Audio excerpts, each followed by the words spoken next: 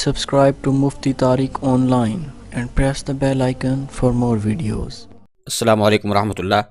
محمد اشفاق میاں چنو سے یہ بھائی سوال کرتے ہیں کہ حاجت کی نماز پڑھنے کا کیا طریقہ ہے، اس کی نیت کیسے کی جاتی ہے اور کتنی رکعتیں پڑھی جاتی ہیں، اور یہ بھی بتا دیں کہ حاجت کی نماز کس وقت پڑھ سکتے ہیں۔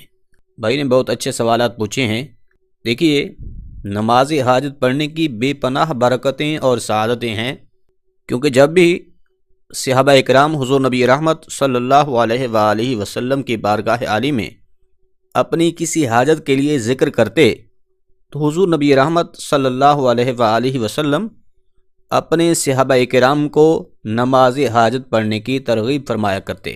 اب اگر آپ کو بھی کوئی مسئلہ درپیش ہے، کسی پریشانی اور تکلیف میں مبتلا ہیں، مثال کے طور پر رشتہ نہیں ہو پا رہا، جاب نہیں مل رہی، یا کوئی بیمار ہے، تو آپ صلاۃ الحاجت پڑھیے اور اللہ کریم کی بارگاہ اقدس میں اس پریشانی کے لیے دعا کیجیے۔ انشاءاللہ العزیز اللہ کریم آپ کو ضرور کامیابی عطا فرمائے گا۔ اب سنیے کہ اس نماز کو کس وقت پڑھیں۔ تو دیکھیں، کسی بھی وقت آپ اس نماز کو ادا کر سکتے ہیں سوائے مکروہ اوقات کے۔ مکروہ اوقات کون کون سے ہیں؟ پہلے نمبر پر تو ہے کہ صبح صادق سے لے کر طلوع آفتاب، اور پھر طلوع آفتاب کے بعد 20 منٹ تک اس وقت میں آپ صلاۃ الحاجت کی نماز نہیں پڑھ سکتے۔ دوسرے نمبر پر ہے زوال کا وقت، کہ جب سورج بالکل سر کے اوپر ہو اس وقت بھی آپ یہ نماز ادا نہیں کر سکتے۔ تیسرے نمبر پر ہے عصر کے فرض ادا کرنے سے لے کر غروب آفتاب تک، اس وقت میں بھی آپ یہ نماز صلاۃ الحاجت نہیں پڑھ سکتے۔ تو یہ مکروہ اوقات ہیں، ان کے علاوہ جب چاہیں آپ حاجت کی نماز ادا کر سکتے ہیں۔ اب یہ سمجھیے کہ اس نماز کے پڑھنے کا طریقہ کیا ہے اور پھر کتنی رکعتیں پڑھیں۔ تو صلاۃ الحاجت کی آپ 2 رکعتیں پڑھ سکتے ہیں۔ اس کے پڑھنے کا طریقہ بالکل ہی آسان ہے۔ سب سے پہلے تو آپ کو نیت کرنی ہوگی، اور پھر نیت دل کا پختہ ارادہ ہے۔ زبان سے نیت ادا کرنا چاہتے ہیں تو وہ اس طرح سے کریں گے کہ میں نیت کرتا ہوں 2 رکعت نماز نفل صلاۃ الحاجت کی، واسطے اللہ تعالیٰ کے، منہ میرا قبلہ کی طرف، اللہ اکبر۔ اب اللہ اکبر کہہ کر ہاتھ باندھنے کے بعد سب سے پہلے ثنا پڑھیے، سبحانک اللہم وبحمدک وتبارک اسمک وتعالی جدک ولا الہ غیرک۔ اس کے بعد اعوذ باللہ اور بسم اللہ پڑھ کر سورۃ فاتحہ کی تلاوت کریں، پھر سورۃ فاتحہ کے ساتھ کوئی دوسری سورت ملائیں۔ یاد رکھیے، اس میں کوئی خاص سورتیں پڑھنے کی شرط نہیں ہے کہ آپ صلاۃ الحاجت کی پہلی رکعت میں فلاں سورت پڑھیں اور دوسری میں فلاں سورت پڑھیں، ایسی کوئی بات نہیں ہے، بلکہ جس طرح باقی 2 رکعت نماز نفل پڑھتے ہیں بالکل اسی طریقے سے ہی ان نوافل کو ادا کریں۔ یعنی جب سورۃ فاتحہ کے بعد کوئی دوسری سورت ملا لیں تو اس کے بعد رکوع کریں اور پھر سجود ادا کریں۔ اس طرح سے آپ کی 1 رکعت مکمل ہو جائے گی۔ پھر جب دوسری رکعت کے لیے کھڑے ہوں تو اس کو بسم اللہ الرحمن الرحیم سے شروع کریں، سورۃ فاتحہ پڑھیں، ساتھ میں کوئی دوسری سورت ملا کر رکوع و سجود کر کے التحیات کے لیے بیٹھ جائیں۔ التحیات، درود پاک اور دعا پڑھ کر دائیں بائیں سلام پھیر لیں۔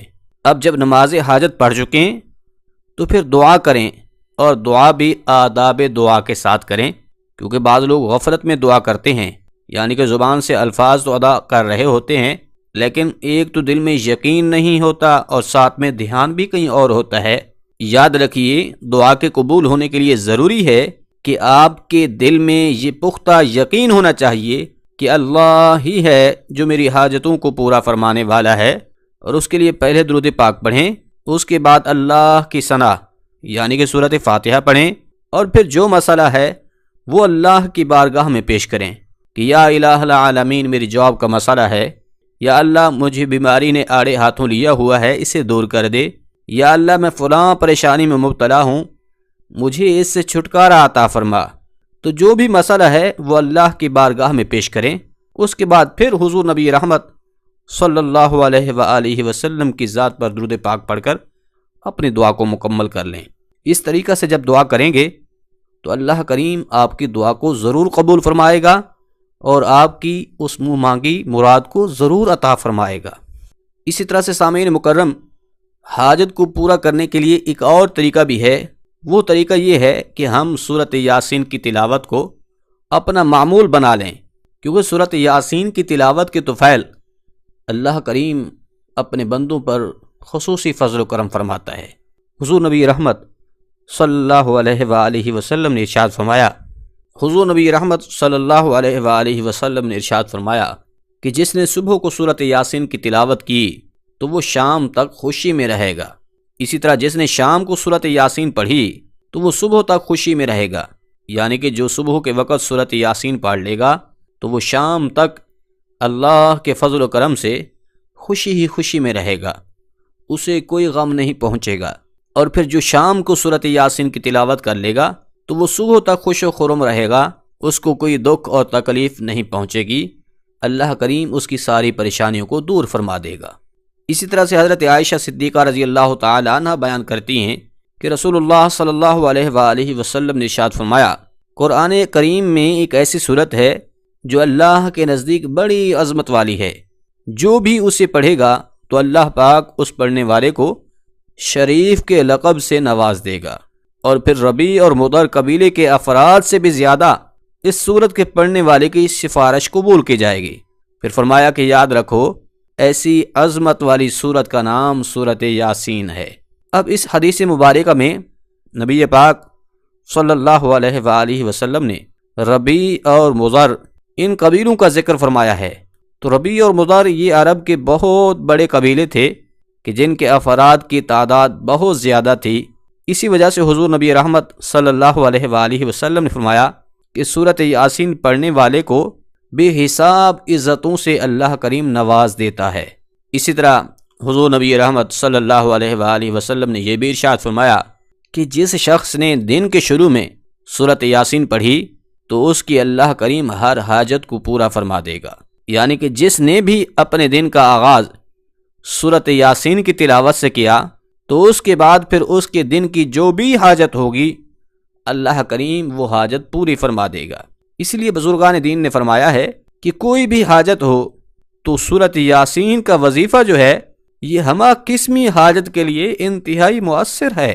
اس لیے اگر کسی بندے کو شدید ترین حاجت درپیش ہو تو پھر اسے چاہیے کہ وہ 11 دن تک سورۃ یاسین روزانہ ایک مرتبہ لازمی پڑھے۔ جب کوئی بندہ 11 دن تک بلا ناغہ ایک مرتبہ سورۃ یاسین کی تلاوت کرے گا تو اللہ پاک اس کی اس حاجت کو ضرور پورا کر دے گا۔ اسی طرح سے اگر کوئی شخص روزانہ فجر کی نماز کے بعد سورۃ یاسین کی تلاوت کو اپنا معمول بنا لے گا تو وہ بہت جلد لوگوں میں ہر دل عزیز بن جائے گا، اس کی عزت میں اللہ کریم بے پناہ اضافہ فرما دے گا، اس کے مال میں غیب سے برکت پیدا ہوگی، ہر قسم کی برائی ختم ہو کر اس کی طبیعت میں نیکی کرنے کا رجحان خود بخود پیدا ہو جائے گا۔ ایسا بندہ بلاؤں سے محفوظ رہے گا، بیماریوں سے شفا ملے گی، اگر اولاد کی خواہش کرے گا تو نیک اولاد نصیب ہوگی۔ تو سامعین مکرم، نماز حاجت پڑھنے اور سورۃ یاسین کی تلاوت کرنے کے یہ چند ایک فوائد آپ کے سامنے بیان کیے ہیں۔ امید ہے آپ کو یہ سمجھ آ گئے ہوں گے، اس پر عمل کر کے آپ دونوں جہان کی کامیابی اور سرفرازی حاصل کر سکتے ہیں۔ اللہ کریم عمل کرنے کی توفیق بخشے، آمین۔